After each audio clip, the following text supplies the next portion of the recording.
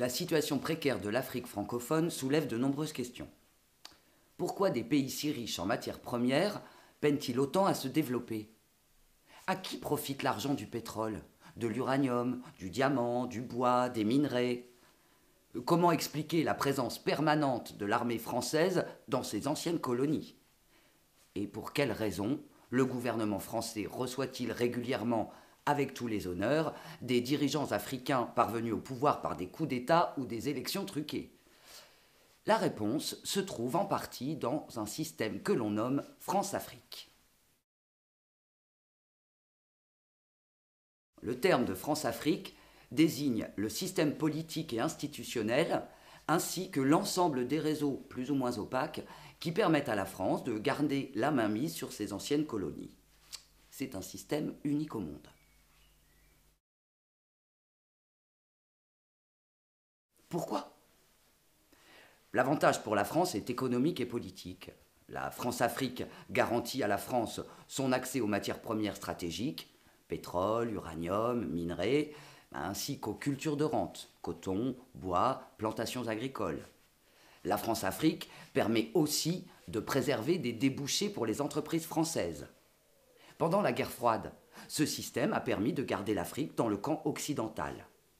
La France-Afrique permet également à la France de maintenir son rang à l'ONU. Et enfin, la France-Afrique a permis de financer le parti gaulliste par le détournement des rentes africaines, puis par la suite tous les partis de gouvernement, ce qu'a révélé notamment l'affaire Elf. Ce système a été mis en place au moment des indépendances africaines, donc en 1960, par le sommet de l'État français, le général de Gaulle, avec son conseiller Jacques Foccart. Ce système a accompagné toute l'histoire de la Ve République, et ce encore aujourd'hui.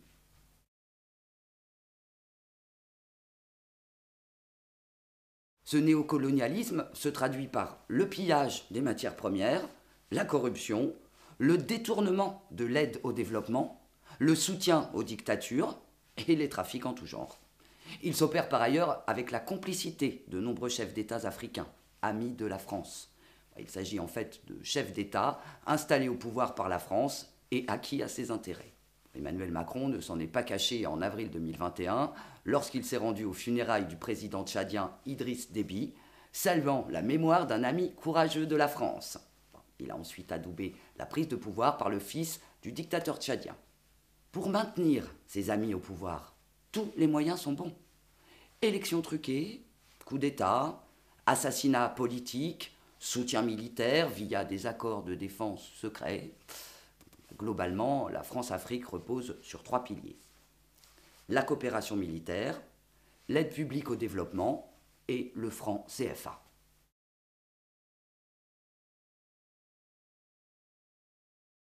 Depuis plus de 50 ans, la présence militaire française en Afrique est un des piliers de sa politique d'ingérence.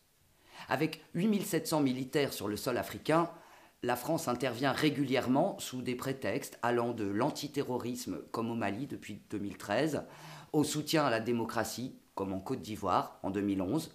En effet, à la suite d'un processus électoral catastrophique, Alassane Ouattara a été installé à la tête du pays par une rébellion soutenue par l'armée française. Autre exemple, au nom du maintien de la paix, 2 Mirages français ont bombardé une colonne de rebelles qui s'apprêtait à marcher sur Djamena au Tchad en 2019.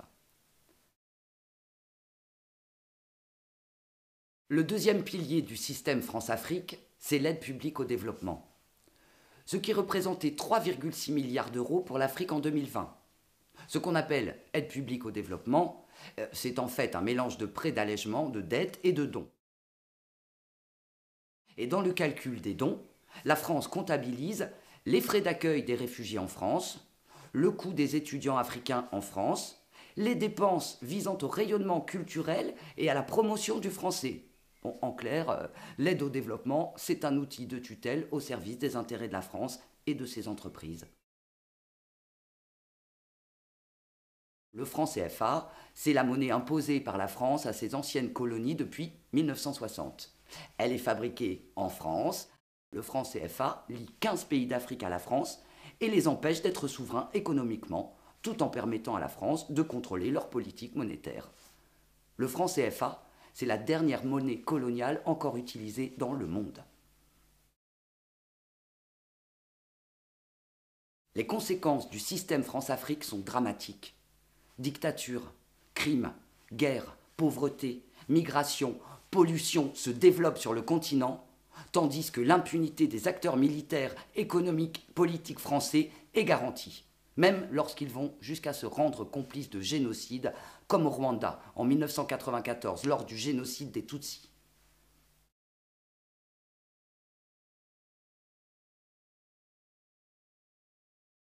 Survie s'engage depuis 30 ans pour une refonte de la politique de la France en Afrique.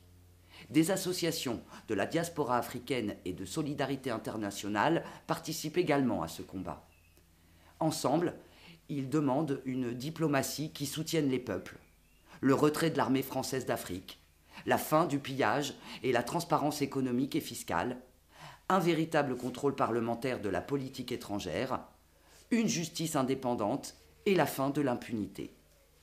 Informons-nous et mobilisons-nous.